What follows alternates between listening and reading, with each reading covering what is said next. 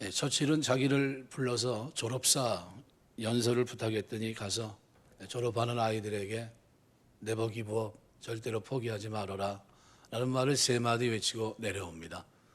절대 포기하지 않는 인생이 되는 것이 대단히 중요합니다. 그런데 그냥 포기하지 않는 것, 견디는 것, 이것도 물론 중요하겠지만 하나님을 섬기는 사람들에게 있어서는 그 비전을 포기하지 않는 것, 그 이상의 삶이 요구됩니다. 왜냐하면 비전은 고통과 고난을, 어려움을 동반하기 때문입니다. 고통 없이, 고난 없이 비전을 이룰 수 있는 길은 어디에도 없습니다. 우리 아이들이 성장하면서 자신들이 가진 꿈들이 계속해서 낮아지는 모습을 보게 돼요. 처음에는 뭘 하겠다 얘기했는데 자꾸 내려가요. 나중에는 평범한 자기 수준에 맞는 것을 택하더라고요. 우리가 아이들이 꿈과 소망을 가지고 나아갈 때 어떤 자세로 나아갈 때 하나님이 도와주시는가. 저는 오늘 본문 어린이 주일을 즈음해서 한번 느헤미야 말씀을 가지고 생각하려고 합니다. 이 느헤미야 말씀은 제가 사실은 성경 공부를 하려고 준비를 해놨습니다. 그래서 느헤미야 말씀들을 가지고 시간이 되면 이렇게 해야 되겠다 이렇게 준비를 해놨는데 그만 원하지 않는 코로나 바이러스가 먼저 오는 바람에 꼼짝없이 뒤로 제껴졌는데 그래도 오늘 아무래도 한 번 정도는 묵상하고 지나가야 되지 않겠나 생각이 됩니다. 고통 없는 또는 대가 없는 이런 열매를 거두는 방법은 없습니다. 여전히 하나님은 우리에게 가진 비전을 이루기 위해서 최선을 다할 것을 요구하시고 그리고 거기에 맞는 열매는 하나님이 맺게 하십니다. 비전을 가지고 전진하는 이 느헤미야에게 평탄대로가 준비되어 있지 않다는 사실은 우리에게 대단히 우리의 삶을 다시 한번 고민하게 만듭니다. 내가 하나님 믿고 하나님의 사명, 내일도 아니고 하나님의 일을 하고 나도 아니고 하나님의 사명을 감당하는데 왜 이런 대가를 내가 치러야 되는가? 금요 철야 기도 때 야고보서 말씀을 가지고 1장서부터 이제 5장 17절, 18절 묵상했습니다. 엘리야의 기도. 엘리야는 우리와 성정이 같은 사람이로되 그가 기도한즉 3년 6개월 동안 비가 오지 않고 그가 다시 기도한즉 하늘이 비를 내리고 땅이 열매를 내었느니라. 이 말씀을 가지고 금요 철야 기도 때 묵상했습니다. 엘리야가 말씀을 붙들고 기도하는 비전의 사람이라고 하는 것을 열왕기상 18장을 보시면 됩니다. 열왕기상 18장 또 17장 말씀을 보시면 어느 날 엘리야가 하나님 앞에 엎드려 기도합니다. 뭐 때문에 기도하냐 하면 그 당시 많은 백성들이 이미 하나님을 믿지 못해요. 바알과 아스다로를 섬기면서 이제는 하나님으로부터 떠나갔습니다. 떠나간 그들을 돌아오게 할 방법이 뭘까? 엘리야가 기도하면서 고민합니다. 고민한 결론이 뭐냐 하면 하나님 수년 내에 이 땅에 비가 오지 않게 하옵소서 기도한 겁니다. 믿음으로 드린 기도였어요. 그런데 하나님은 어떻게 수년간이란 그 말을 듣고 그 땅에 비를 멈춥니다. 이슬까지 내리지 않아요. 얼마나 참혹한 땅이 됐습니까? 그런데 어느 날 한 3년쯤 됐는데 여호와의 말씀이 또 누구에게 임합니까? 엘리야에게 임해요. 그리고 내가 비를 줄 테니까 넌 아합에게 가서 고하라 이렇게 얘기합니다. 비를 줄 테니까 그 갭이 얼마나 있어요? 6개월입니다. 6개월. 근데 엘리야가 800 그 거짓된 선지자와 싸워서 이깁니다. 예. 그 태양신을 섬기고 그죠? 음란하게 매음했던 그들과 싸우고 마침내 승리했는데 그들을 다 죽였는데 그럼 어때요? 사람이 좀 늠름할 거 아닙니까? 그런데 이제 비가 내리는 이 문제를 가지고 하나님 앞에 기도할 때 그 자세를 보니까 어떻게 기도합니까? 간절히 기도합니다. 간절히. 무릎을 꿇고 무릎 사이에 얼굴을 끼고 하나님 앞에 기도해요. 어디서요? 산꼭대기에서. 그 간절한 기도를 성경이 말씀하고 있는 겁니다. 왜냐하면 이겼으면 울 줄 알 수 있거든요. 야, 내가 봐라. 내가 하나님의 종이다. 그리고 자신을 좀 드러낼 만한데 드러내지도 않아요. 그냥 엎드려서 간절히 기도합니다. 이 땅에 오신 예수님이 감람산에서 간절히 기도하셨다는 사실을 우리는 잊지 마셔야 됩니다. 기도는 사람을 변화시킵니다. 어떻게 변화시킬까요? 담대한 사람이 되게 합니다. 사실 엘리야는 우리와 성정이 똑같은 사람입니다. 성정이 똑같다는 표현을 다른 말로 표현한다면은 똑같이 두려워할 줄 아는 사람이라는 겁니다. 800 선지자와 싸워서 이겼어요. 그들을 다 죽였습니다. 그런데 이세벨이, 아합의 부인 이세벨이 그를 죽이겠다고 말하니까 어떻게 해요? 로뎀나무 그늘에 앉아서 차라리 죽었으면 좋겠다. 인간의 연약한 모습을 보입니다. 인간의 성정을 갖고 있었다는 게 연약하다는 겁니다. 엘리야는 우리와 성정이 같은 사람이로되라는 뜻이에요. 그도 두려워한다는 겁니다. 그런데 그 두려웠던 그 사람이 어떻게 변화됐을까? 예, 간절한 기도예요. 그에게는 간절한 기도가 있었습니다. 예수님처럼 간절한 기도가 있었고, 야고보서를 기록을 남기고 있는 야고보 장로도 예수님의 육신의 형제였는데 나중에 그의 닉네임이 뭡니까? 예, 낙타무릎이에요. 낙타무릎. 무릎이 낙타무릎이 되려면 어떻게 해야 낙타무릎이 됩니까? 예, 무릎을 잡고 아무데나 가서 꿇으면 됩니다. 굳은 살이 생기고 굳은 살이 반복되고 그것이 찢어지고 다시 붙이고 하는 이런 일련의 과정들을 통해서 어떻게 해요? 무릎이 모난 무릎이 됩니다. 그걸 우리는 뭐예요? 툭 튀어나온 무릎, 낙타무릎이라고 표현합니다. 낙타무릎. 뭐 때문에요? 기도하는 것 때문에. 간절한 기도. 그것이 바로 엘리야의 기도였고 예수님의 기도였습니다. 바로 그 기도를 예수님께서 이 땅에 오셔서 마지막 감난산에서 기도하실 때 그렇게 기도하셨던 겁니다. 그리고 야고보가 그 기도를 얘기하고 있고, 그리고 누구든지 기도하면 된다는 사실을 얘기한 겁니다. 뭘 붙들고요? 하나님의 뜻, 하나님의 말씀을 붙잡고 기도하면 된다는 거예요. 그래서 엘리야가 기도하는데 자기 기분 좋을 때 기도하고 기분 나쁘면 멈추고 했던 기도가 아닙니다. 어느 날 그저 3년 만에 하나님의 말씀이, 하나님이 그에게 임하시면서 말씀하십니다. 그 말씀을 붙들고 간절히 기도한 거예요. 그리고 말씀을 붙들고 산꼭대기에서 어떻게 해요? 기도합니다. 포기합니까? 포기하지 않아요. 몇 번이나 기도합니까? 반복해서 7번이나 계속해서 기도합니다. 그 시종이 왔다 갔다 해요. 뭐라고 얘기합니까? 손바닥만한 구름이 보이나이다. 왕에게 뭐라고 얘기합니까? 준비하고 비를 피할 것을 준비하고 갖추고 내려가소서. 뭐 때문에 그런 확신이, 자신감 있는 말이 나옵니까? 하나님이 기도하라고 했기 때문에.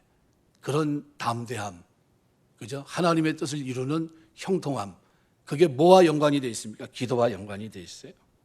그래서 오늘 저는 이 본문의 이 느헤미야가 그의 사역 속에서 아주 대단히 아름다운 모습을 보여주고 있습니다. 비전을 가진 느헤미야가 평탄대로였는가? 그렇지 않습니다. 그가 가진 비전 때문에 그는 대가를 치르는 삶을 살아갑니다.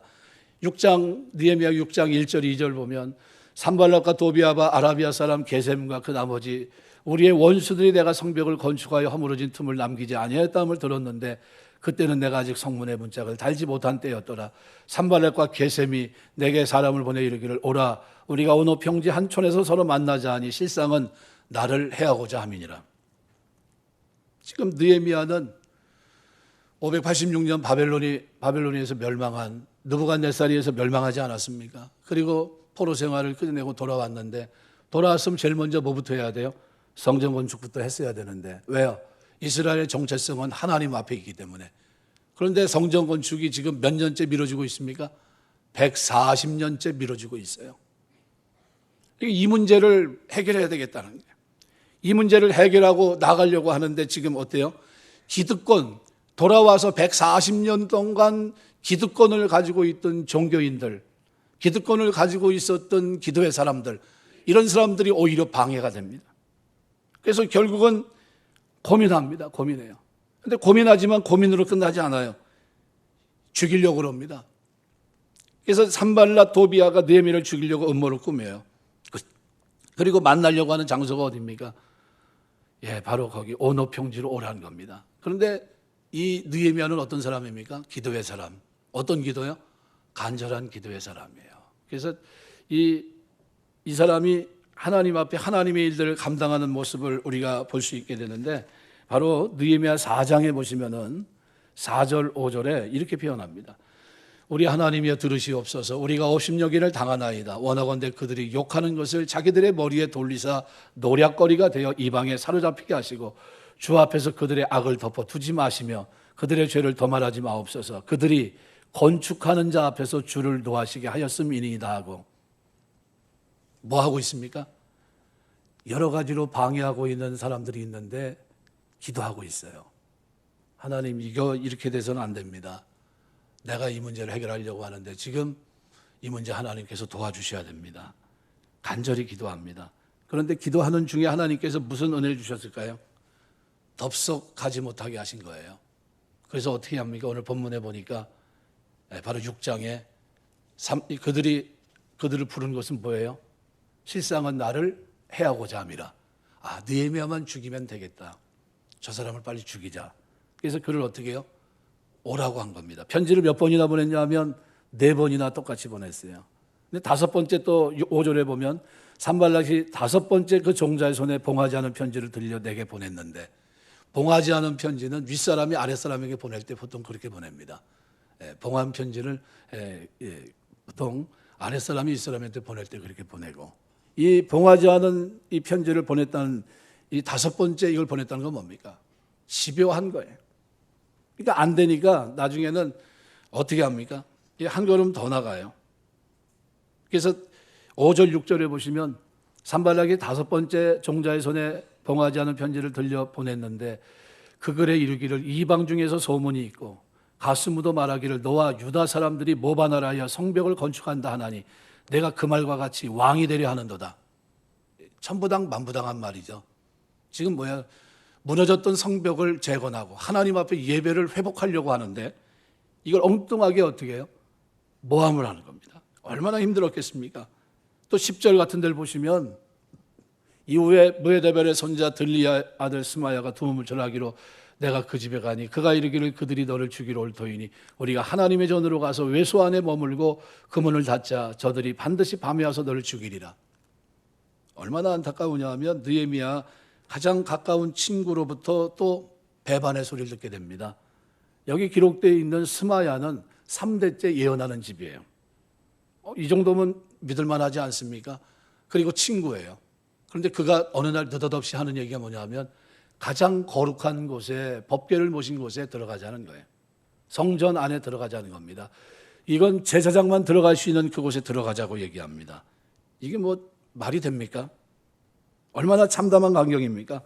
느헤미야가 비전과 꿈을 가졌고 성전 회복, 이스라엘 백성이 예배를 회복하려고 했는데 그런데 그가 지금 당면한 고통은 뭡니까? 자기를 죽이려고 하는 것도 모자라서 음해하고 그것도 모자라서 이제는 친구도 어떻게 해요? 돈을 받고 매수가 되고 그리고 자기에게 엉뚱한 얘기를 합니다. 그런데 놀라운 사실은 11절에 어떻게 해요? 결단을 합니다. 나는 들어가지 않겠노라. 들어가지 않겠노라. 하나님의 말씀을 알았어요. 친구의 음모까지 있었습니다. 느헤미야가 이 꿈을, 이 비전을 이뤄가기 위해서 도전하고 노력하고 달려가는 데 있어서 너무나 어려움이 많았습니다. 우리는 그 모습 속에서 우리의 삶 속에서 나는 어떤 비전을 가지고 있는가?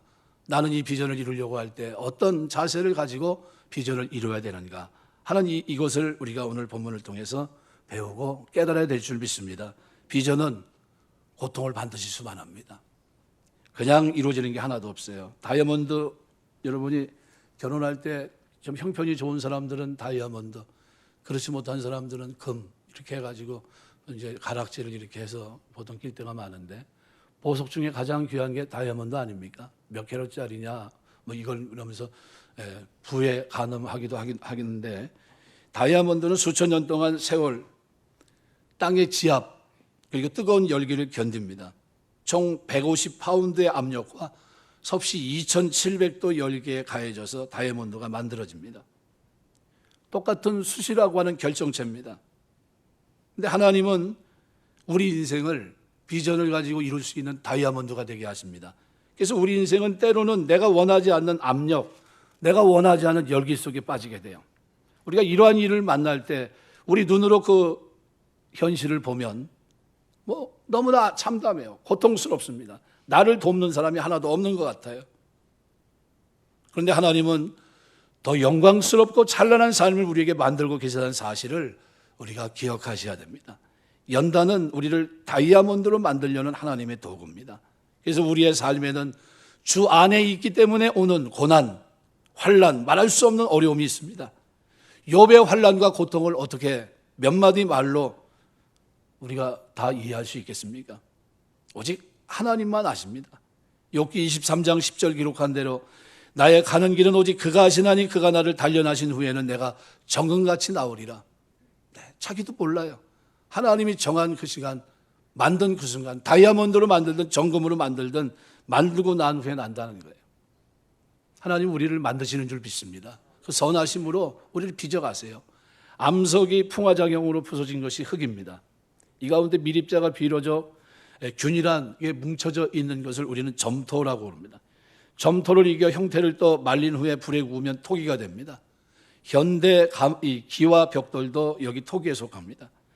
점토에 규사를 약간 섞어서 1200도 안팎의 고온에 구워낸 것이 석기예요. 옛날의 석기와 다릅니다. 돌로 쪼아 만든 선사시대 석기와는 전혀 다른 석기입니다. 일반 점토보다 양질의 점토를 1200도 고온에 구운 다음 유약을 발라 900도에 한 번 더 구운 것이 도기입니다. 도기, 여기에 타일도 도기류에 속합니다. 도기의 원료보다 점토가 적은 고품질의 점토를 900도 온도로 초벌구이한 다음에 유약을 바르고 1200도에서 1400도 고온으로 한 번 더 구워내면 자기가 됩니다. 다 원료는 뭐예요? 하나입니다. 흙으로 빚은 토기, 석기, 도기, 자기, 이 모든 것들의 차이점은 원료 흙의 품질과 구워내는 방법과 온도에 따라 달라지는 거예요. 하나님이 우리를 고난의 틀 속에 집어넣어서 내가 원하지 않는 인생의 길을 걸어갈 때가 있어요. 내가 이해가 되지 않아요. 왜 이럴지? 내가 이렇게 잘 섬기고 올바른 비전도 갖고 말씀도 있고 순종하고 그리고 살아가는데 왜 형통함을 안 주고 나에게는 이런 어려움을 주실까? 불의 시련을 주신 겁니다. 이거는 뭘 만들려고요? 자기를 만들려고 하시는 거예요. 하나님 우리 인생을 고귀한 자기로 만들기 위해서 더 힘들고 복잡한 인생을 만드시고 때로는 불의 시련도 허락하십니다. 이거 싫은데 하나님 그 속에 나를 집어넣어 버려요. 복잡한 것 같고 힘든 일을 만날수록 자기로 우리의 삶을 만들어 가시는 이 하나님 앞에 오늘 우리가 감사하는 마음이 있어야 될 줄 믿습니다.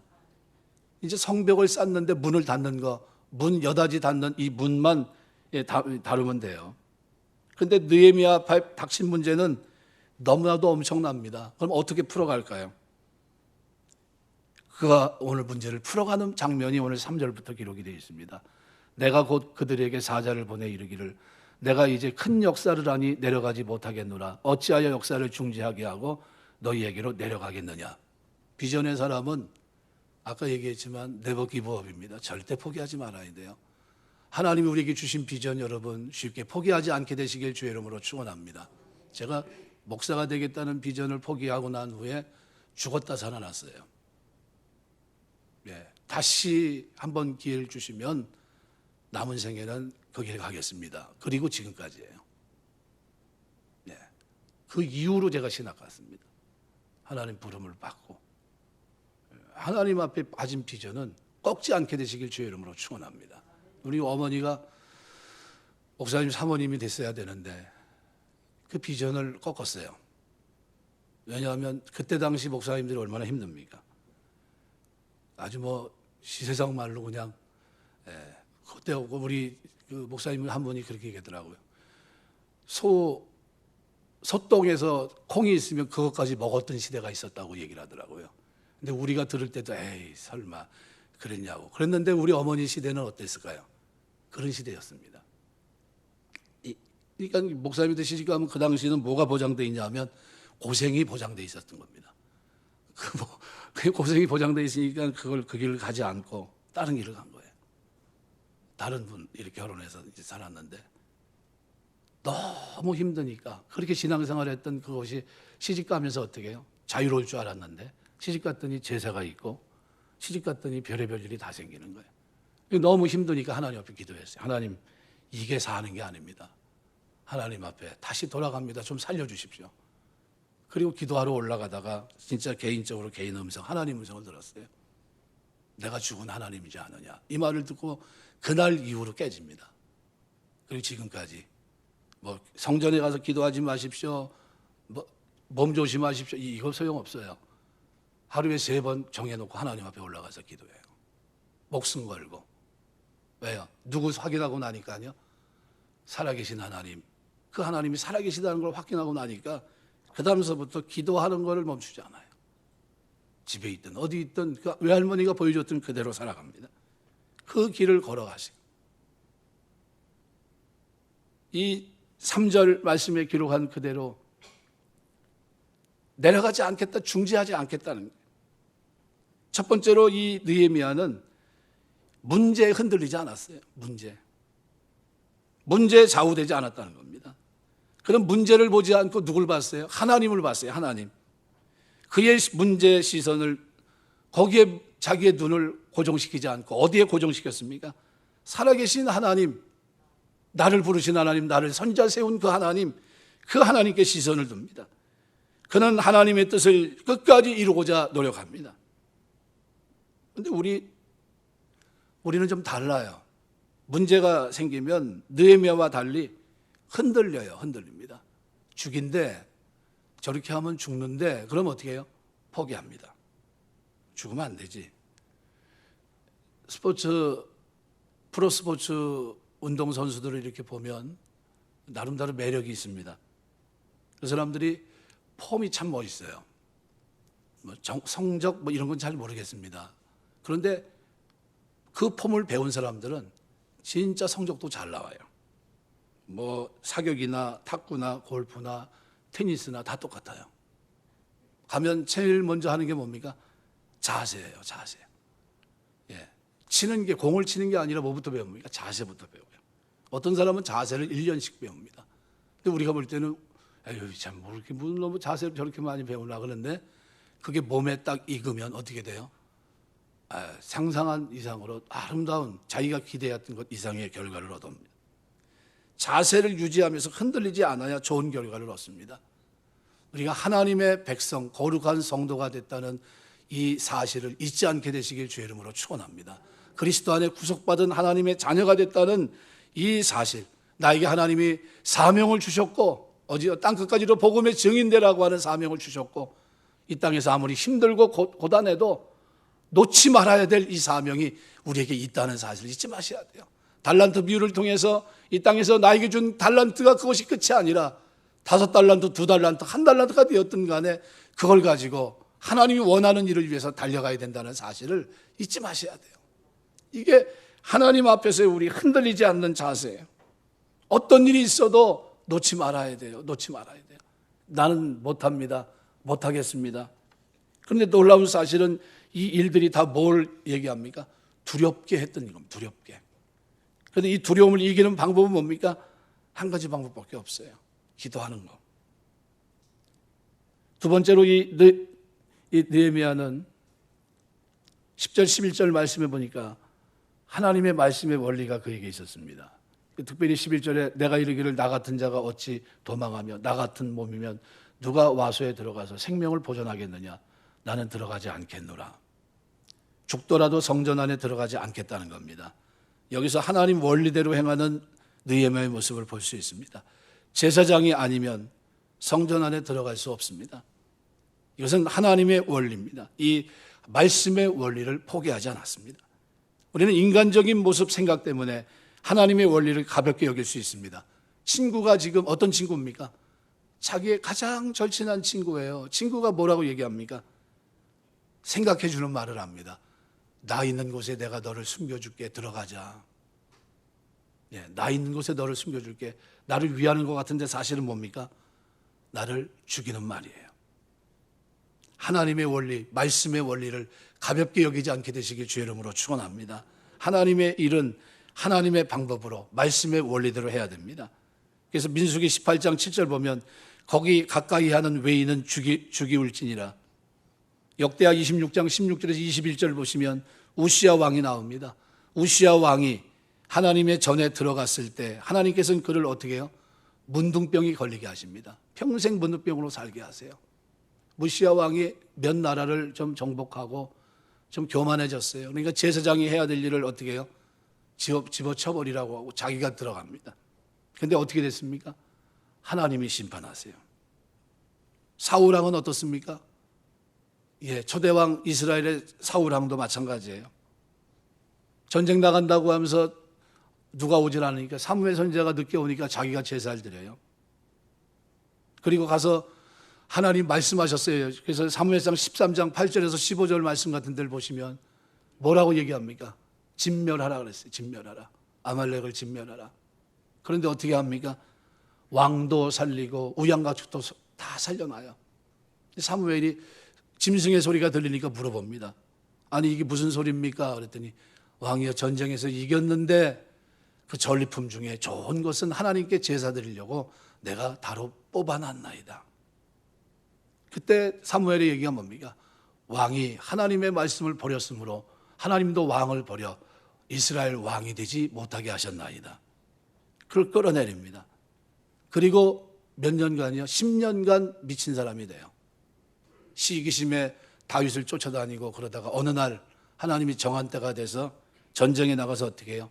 한꺼번에 다 죽고 맙니다. 사울왕의 실패는 뭐의 실패입니까? 하나님의 말씀을 버렸기 때문에 실패입니다. 하나님의 원리, 하나님의 방법을 버렸기 때문이에요.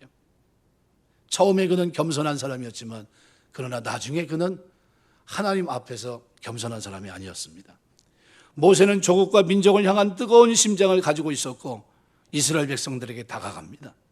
왕자의 자리에 내려와 이제 애굽에서 종살이하는 자기 백성들을 돌아보려는 비전이 그에게 있었습니다.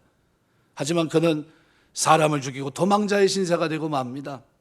왜 그렇게 됐습니까?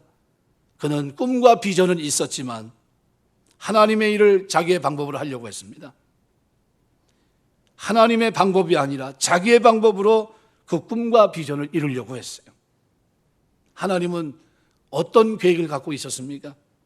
여호와 하나님 스스로 계신 분은 자기의 능력을 통해서 기이한 일을 통해서 10가지 기이한 일을 통해서 어떻게 해요? 그 백성들을 인도하기를 원하셨고 오직 하나님만 하나님 되심을 알리기를 원하셨던 겁니다. 그래서 그 백성들이 하나님의 능력을 알지 못하자 하나님은 마침내 홍해 앞에 그들을 세우시고 우리가 아는 대로 홍해를 어떻게 해요? 바닷길을 열어서 걷게 하신 거예요. 밤새 아라비아 동풍이 불게 하셔서 그 마른 땅이 되게 하시고 그 질척한 그 땅을 120m 밑에 있는 그 길을 걸어가게 하신 겁니다. 이 하나님의 능력이에요.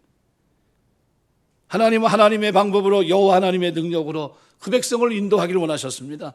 그런데 모세는 여호와 하나님에 대한 지식도 경외함도 없었어요.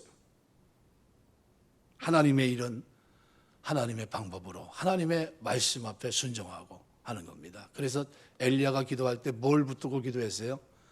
하나님이 임재하시고 말씀하신 뜻을 붙잡고 기도한 겁니다. 기도는 내 뜻이 아니라 하나님 뜻대로 기도하는 것이고 기도는 내가 주장하는 것이 아니라 하나님이 하시는 것을 수용하는 겁니다. 네. 세 번째로 느헤미야서 전체에서 느헤미야가 풀어가는 문제들 가장 중요하게 보여줬던 자세를 보여줍니다. 그것이 뭐냐 하면 바로 기도예요. 아까 우리가 느헤미야 4장 4절 5절 말씀을 읽었는데 그는 문제를 만날 때마다 뭐 하는 사람이었습니까? 기도하는 사람이었어요. 우리 그리스도인들이 이 땅에 살아가는 동안 하나님은 우리가 어떤 사람이 되기를 원하십니까? 간절히 기도하는 사람이 되기를 원하세요. 간절히. 여러분 골방에서도 간절히 기도하면 하나님 응답하실 줄 믿습니다. 하나님 뜻 붙잡고 기도하면 하나님 역사하시는 거예요. 왜 기도하지? 그 기도를 강조하기 위해서 뭐라고 표현합니까? 엘리야는 우리와 성정이 같은 사람이로되 똑같이 두려워하는 사람이라는 거예요. 똑같이 기도하기 싫어하는 사람이라는 겁니다. 그런데 그가 하나님의 뜻을 붙잡고 기도했더니 기적이 나타났다는 거예요. 그럼 우리가 뭘 붙잡고 기도해야 돼요? 말씀의 뜻, 말씀에 기록된 하나님의 말씀, 기록된 말씀 붙잡는 거예요. 고아의 아버지 조지 빌로는 일평생 5만 번 응답받았어요. 뭐 붙잡고 기도했습니까? 자신의 생각이요? 아니에요. 하나님, 고아의 아버지 되시는 하나님, 그 말씀 붙잡고 기도한 겁니다. 어떻게 기도했을까요? 간절히 기도한 겁니다. 이엠 바운즈 기도의 아버지는 기도를 얼마나 많이 했는지 무릎이 어떻게 해요? 왜 마루판이 움푹 파였다고 그럽니다. 그 뭐 했다는 겁니까? 평상시 시간이 있을 때마다 어떻게 해요? 무릎 꿇어 기도했다는 거예요. 우리가 기도의 사람 되시길 주의 이름으로 축원합니다. 그래서 느헤미야 전체서에서 느헤미야가 문제를 풀어가는데 오늘 본문에서 9절 14절 보면 이렇게 변합니다. 이는 저희가 다 우리를 두렵게 하고자 하여 말하기를 저희 손이 피곤하여 역사를 정지하고 이루지 못함이라 함이라. 이제 내 손을 힘있게 하옵소서 하였더라. 이게 뭡니까? 기도예요. 14절 보니까 내 하나님이여 도비와 산발락과 여선지자 노아다가 그 남은 선지자들 무릇 나를 두렵게 하고자 한 자의 소위를 기억하옵소서 하였더라. 기억하옵소서 하였더라. 이게 뭡니까? 기도입니다. 비전의 사람은 기도의 사람이에요. 비전의 사람은 끊임없이 기도하는 사람이고 간절히 기도하는 사람입니다. 비전은 내가 가진 능력으로 재능으로 이루는 것이 아니라 하나님의 능력으로 이루시는 거예요. 하나님 앞에 쓰임받는 게 비전입니다. 그렇기 때문에 하나님께 우리가 집중적으로 기도해야 돼요. 예수님의 공생의 시간, 특별히 오병이의 사건이 있고 난 후에 제자들을 짝지워서 유대 온 동네로 보냈습니다. 가가지고 뭘 행합니까? 기적을 행해요. 귀신도 쫓아내고 병자도 고쳐내고 신바람이 났습니다. 제자들이 돌아와서 예수님께 예수님 우리가 주의 이름으로 가서 어떻게 해요? 귀신도 쫓아내고 병자도 고쳤습니다. 그랬더니 뭐라고 얘기합니까? 예수님이 귀신 쫓아낸 거로 기뻐하지 말고 너 이름이 하늘나라에 기록된 것으로 인해 기뻐하라.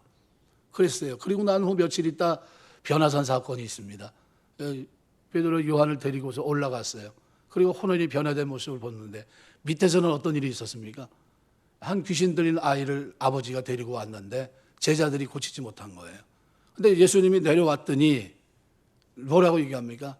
당신의 제자들이 고치지 못하더이다 하면서 데려왔어요. 귀신 들린 아이를. 예수님이 그래서 뭐라고 얘기합니까? 능력을 행하시면서 그를 고쳐주십니다. 제자들이 궁금한 거예요. 아니 열흘만 해도 우리가 기적을 행하고 능력을 행했는데 왜 지금 우리에게 이런 능력이 나타나지 않습니까? 그때 예수님이 하신 말씀이 뭡니까? 기도 외에는 이런 유가 없느니라. 킹제임스 버전은 기도와 금식 외에는 이런 유가 없느니라. 이렇게 표현하고 있어요. 여러분 기도하는 여러분 되시길 주의 이름으로 축원합니다. 한국교회가요 점점 무너지고 합니다. 뭐가 무너지냐면 기도의 단이 무너져요. 기도의 단이 무너져요. 언제부터 기도는 시간 있을 때 하는 게 됐는지 모르겠어요. 기도는 우선순위인데 가장 먼저 해야 될 것이 뭡니까? 기도인데 이 기도를 잃어버렸어요. 아이들이 기도하는 거, 밥 먹을 때 기도하는 거 외에는 기도하는 걸 못 봐요. 아무리 눈 씻고 찾아봐도 시간 내서 기도해야 되겠다. 올라가는 사람을 보지 못해요. 유럽 교회가 능력이 없고 문을 닫은 이유가 뭡니까? 기도가 끊어졌기 때문에, 기도가 무너졌기 때문에. 비전을 이룰 수 있어요? 비전을 이룰 수가 없어요. 사단의 끊임없는 도발을 이길 수 있습니까? 이길 수가 없어요. 끊임없이 싸워야 되는데 이길 방법이 없어요. 무기를 내려놓은 것 같습니다. 미국에서 부흥하는 교회는 지금도 여전히 기도하는 교회들이에요. 사랑하는 성도 여러분, 기도는 하나님 우리에게 요구하시는 가장 최고의 아름다운 겁니다. 그래서 칼바르트는 용기는 기도하는 두려움이라 이렇게 유명한 명제를 남겼어요. 용기는 기도하는 두려움이다. 두려울 때 집중적으로 기도를 통해 용기를 얻을 수 있다라는 말을 남겼던 겁니다. 여러분 어떤 문제가 여러분에게 두려움이 됩니까? 믿음을 가지고 달려가는 걸음 속에 인생길 건너 속에 뭐가 여러분을 두렵게 합니까? 그 두려움보다 뭐가 작기 때문에요? 기도가 작기 때문이에요. 기도가 나를 이겨야 됩니다. 기도가 나를 끌고 가야 돼요. 기도가 그것을 두려움을 삼켜야 됩니다. 근데 그러지 못해요. 오늘 15절 16절은 성전이 완성됐습니다. 성전이 이루어진 기쁨, 이 기쁨의 순간, 그 순간에 낙담과 두려움에 떨고 있는 사람들이 있어요. 지금까지는 어땠어요? 두렵게 했었습니다. 그들이 죽이겠다고 말하고 계속해서 음모로 죽이겠다고 말하고 그것도 더 나서 하나님 앞에 죽게 하려고 그렇게 얘기하고 계속 어떻게 해요? 두렵게 했던 겁니다. 그래서 그 모습을 9절, 13절, 19절 보면 이렇게 변합니다. 9절에도 하반절에 이렇게 말합니다. 이는 그들이 다 우리를 두렵게 하고자 하여 말하기를 그들의 손이 피곤하여 역사를 중지하고 이루지 못하리라 함이라. 이제 내 손을 힘있게 하옵소서. 뭐 하려고요? 두렵게 하고자. 13절에도 뭐라고 변합니까? 그들이 뇌물을 준 까닭은 나를 두렵게 하고, 그죠? 두렵게 하고 나를 이렇게 하려고 했다. 또 19절은 어때요? 19절로 여전히 이렇게 얘기합니다. 그들이 도비아의 선행을 내 앞에 말하고 또 내 말도 그에게 전하며 도비아가 내게 편지하여 나를 두렵게 하고자 하였느니라. 두렵게 하고자 그들이 했는데, 그런데 느헤미야 비전의 사람은 어때요? 두려움을 이기고 승리합니다. 그 이겼던 비결이 어디 있습니까? 자세를 잃어버리지 않았어요. 내가 누구인지, 내가 지금 뭘 하고 있는지 자세를 잃어버리지 않았어요. 흔들림이 없습니다. 하나님의 말씀의 틀에서 벗어나지 않았어요. 그리고 그는 매 순간 하나님의 기도로 묻는 사람이에요. 간절히 기도하는 사람이었어요. 엘루럴, 이것은 태양력으로 8월 16일에서 9월 15일까지를 말합니다. 느헤미야가 성전 건축을 했는데 언제 했다는 거예요? 가장 더울 때 한 거예요. 7월, 8월, 9월을 한번 생각해 보십시오. 가장 무더운 때 무수한 공격과 중상모략과 비난과 생명의 위협 속에서도 그는 흔들리지 않았어요. 여동치 않습니다. 하나님 주신 사명을 향해서 온몸과 마음을 그는 던졌어요. 마침내 느부갓네살 왕에 의해서 침공으로 무너졌던 예루살렘 성벽이 141년 만에 재건됩니다. 그는 성전 건축을 불과 며칠 만에 했습니까? 52일 만에 이 일을 이뤄나가요. 말씀 맺겠습니다. 성전 건축도 힘든 일이지만 선교의 비전을 이루어가는 것도 만만치 않는 일입니다. 그러나 우리는 어렵고 힘든 고통스러운 일들을 만났을 때 절대로 절망하거나 낙담하거나 포기하지 말고 끝까지 흔들리지 말고 하나님의 뜻을 쫓아 전진해 나가야 됩니다. 하나님은 오늘 우리를 숯덩어리로 부르신 것이 아니라 다이아몬드로 만드시길 원하십니다. 그냥 그런 인생이 아니라 진짜 하나님 앞에 서서 비전을 붙들고 달려갈 수 있는 비전의 사람으로 오늘 우리를 부르신 거예요. 이 부르심 앞에 오늘 우리가 취할 태도는 흔들림이 없어야 되고 말씀을 붙들어야 되고 기도로 매 순간 사려 깊게 하나님의 뜻을 물으며 나가야 됩니다. 기도하는 그에게 하나님은 두려움을 이길 수 있는 용기를 주실 줄 믿습니다. 두려움을 이기는 용기가 저와 여러분에게 있어서 하나님이 저와 여러분에게 준 아름다운 비전들이 하나님께 드려지게 되시길 주의 이름으로 축원합니다. 기도하겠습니다.